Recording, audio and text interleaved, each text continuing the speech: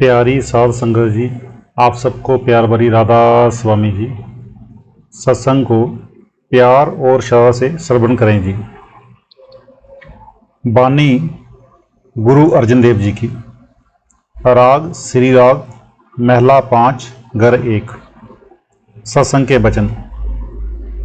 गुर परमेश्वर पूजिए, मन तन लाए प्यार, सतगुरु दाता जी का सबसे दे आधार। ये श्री गुरु अर्जन देव जी की वाणी है। गुरु साहिब जी फरमाते हैं कि हमारी पूजा के योग्य दो चीज़ें हैं, अव्वल गुरु और दूसरा परमेश्वर। तुम कहोगे कि पहले परमेश्वर चाहिए।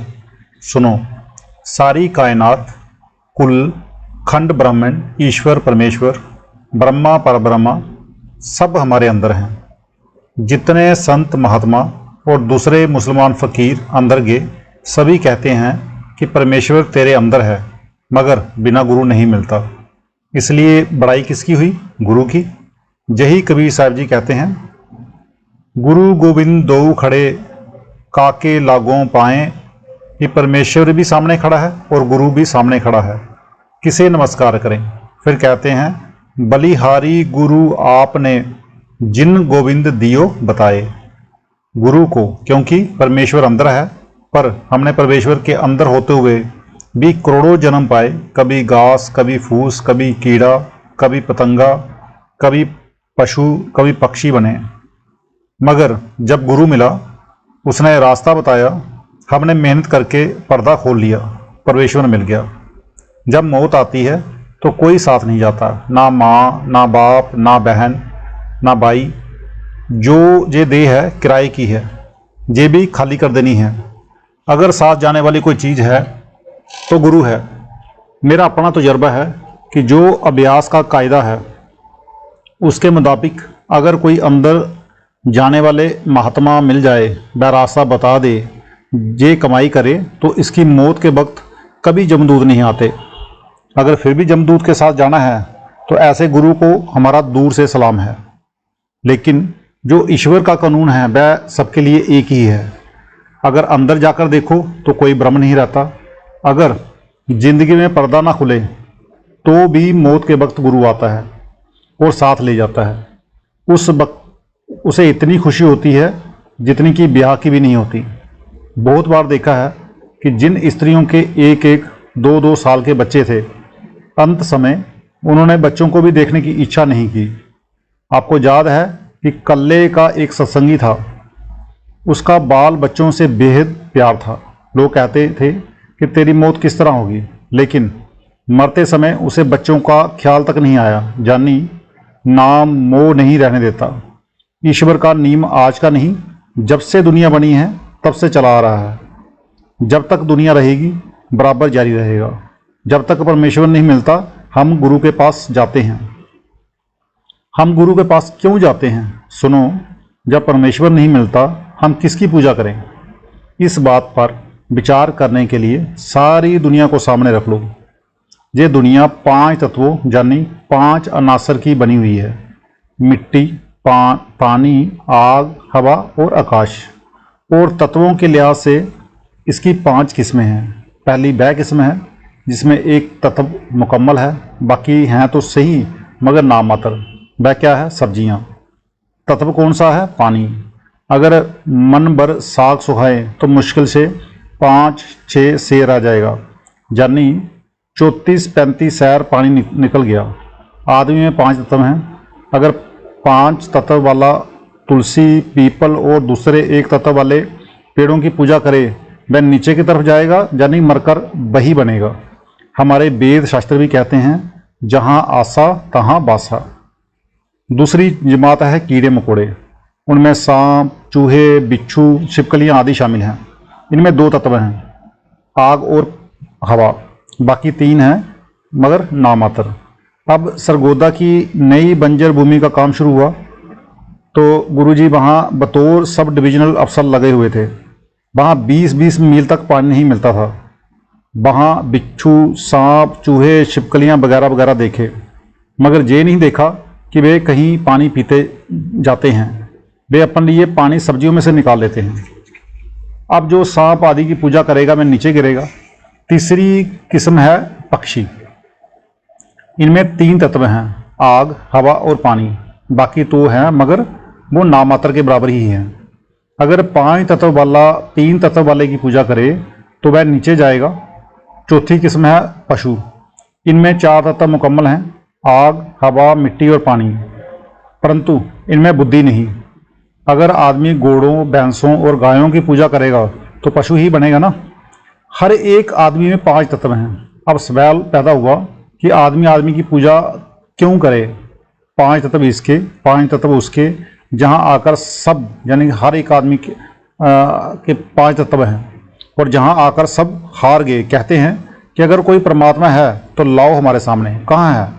मगर इसमें भेद है।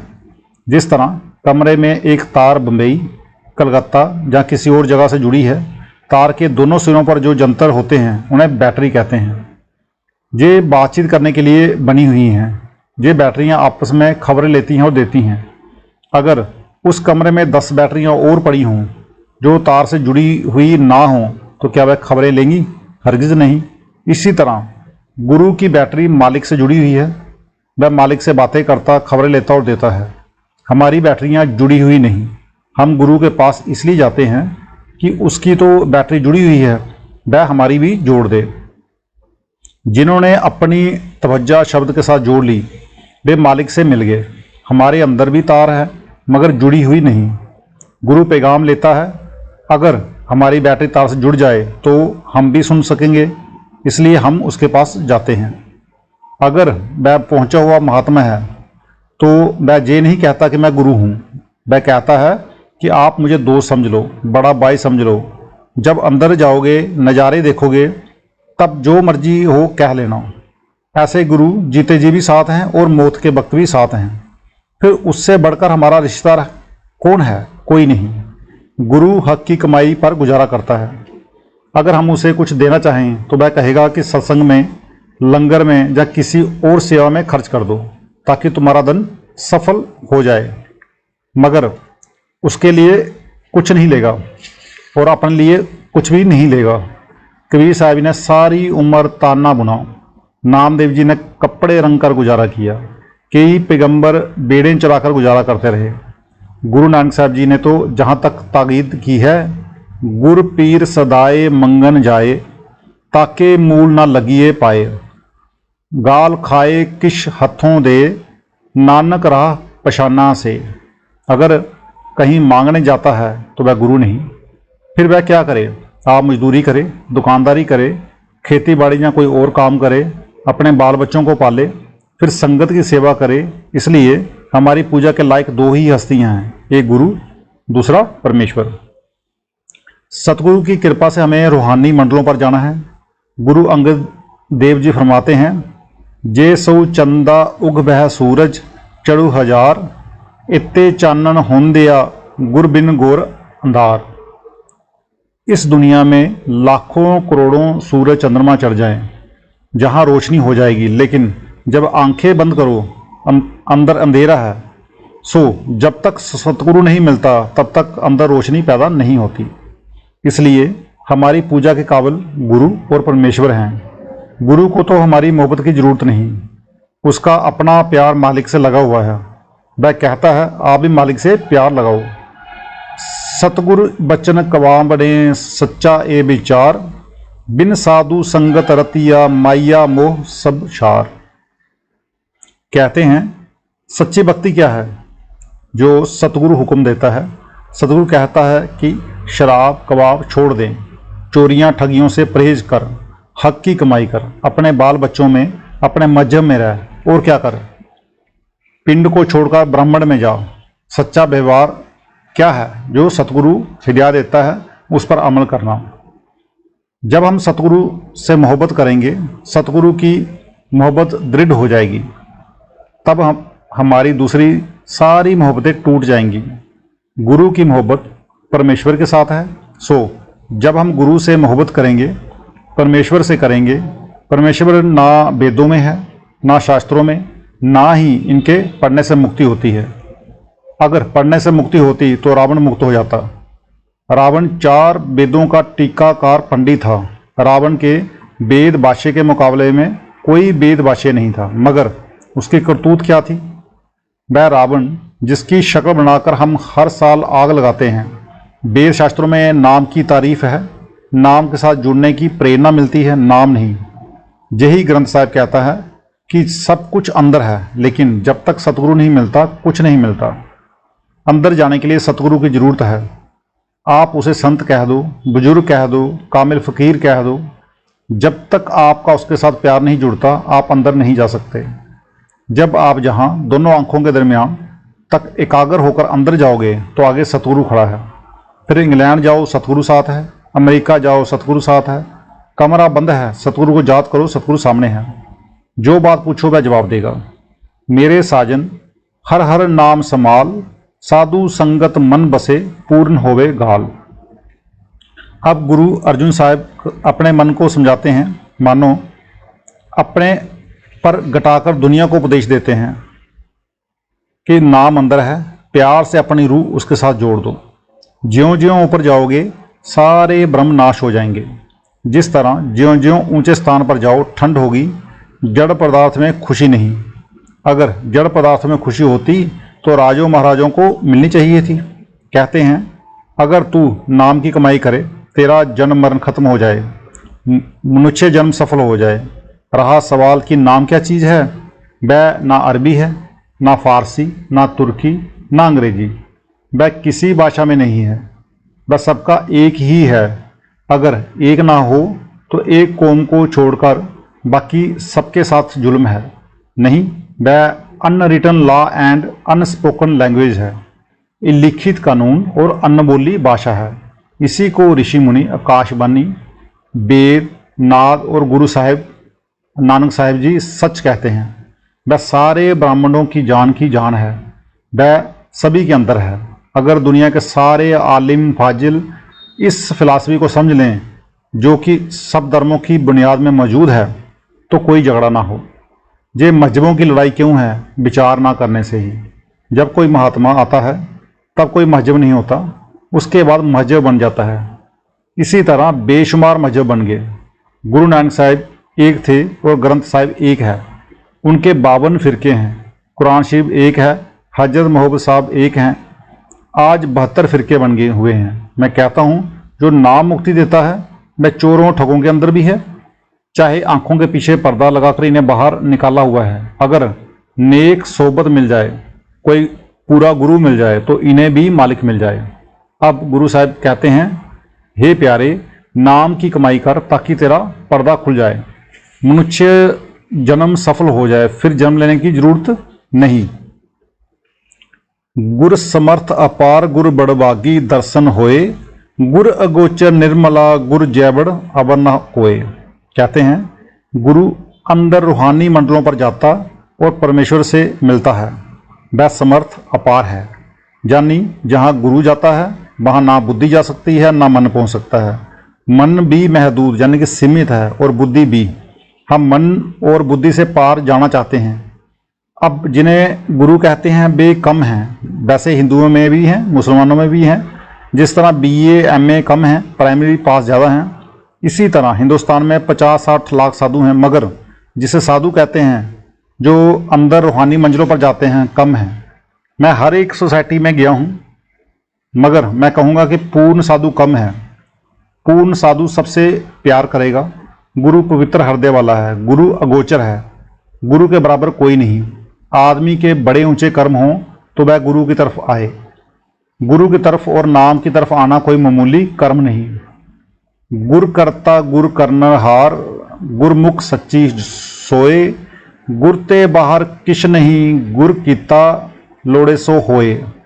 जिस तरह कतरा समुद्र में मिलकर समुद्र हो जाता है, उसी तरह गुरु अभ्यास करके ईश्वर से मिलाकर ईश्वर हो जाता है। उसका ताल्लुक ईश्वर के साथ पैदा हो गया, लेकिन बाहर से हमें मनुष्य नजर आता है। जब हम उनसे पूछें कि आप कौन हो, वह कहेगा कि मैं मनुष्य हूँ। लेकिन ज्यों ज्यों हम उसके साथ प्रेम करेंगे त्यों त्यों हमारा अंदर नम्रता और शांति आती जाएगी। इस संसार में केवल इंसान निकल सकता है बाकी कोई नहीं। वह भी कौन सा? जो किसी कामिल गुरु के पास जाए। जब जे उसके पास जाएगा वह कहेगा भाई मैं भी अंदर जाता हूँ, तू भी अंदर चल, ना दुनिया का काम काज छोड़, ना बाल बच्चे छोड़। लेकिन बहुत से लोग शिकायत करते हैं कि भजन सिमरन तो करें तो दुनिया के काम रह जाते हैं। मैं कहता हूँ कोई हर्ज नहीं होता, करके देखो। भजन अपाहिजों और बुजदिलों का काम नहीं, ये सूरमे और बहादुरों का काम है। गुर तीरथ गुर पार जात, गुर मनसा पूरन हार, गुर दाता हर नाम दे, उधरे सब संसार।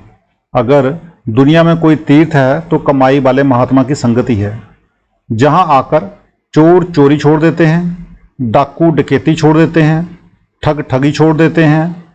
कोड़ा राक्षस था, भूमिया चोर था, मगर महात्मा की सोबत से महात्मा बन गए। दुनिया की जितनी दातें हैं सब यहीं रह जाएंगी, मगर जो दौलत गुरु देता है वह हमारे साथ जाती है। इसलिए अगर कोई दाता है तो गुरु है। सारा ब्रह्मांड मांगता है, जहाँ दम मारने की गुंजाइश नहीं। हम किस गिनती में हैं?